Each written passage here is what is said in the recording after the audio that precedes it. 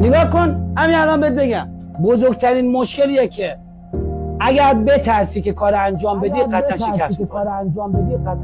ترس از شکست باعث شکست میشه. یعنی اگه بترسی که الان اگه من اشتباه کنم آقای مرزا فلان میکنه، تو میبازی. برو بازی تو بکن، برو اون چیزایی که بهت گفتن انجام بده. ترس از شکست باعث شکست میشه. تمام. گل بشه گزارش بازی رو تعطیل میکنم. گل بشه گزارش بازی رو تعطیل میکنم. گل بشه گزارش بازی رو تعطیل میکنم. خدا گل تعطیل. من رفتم.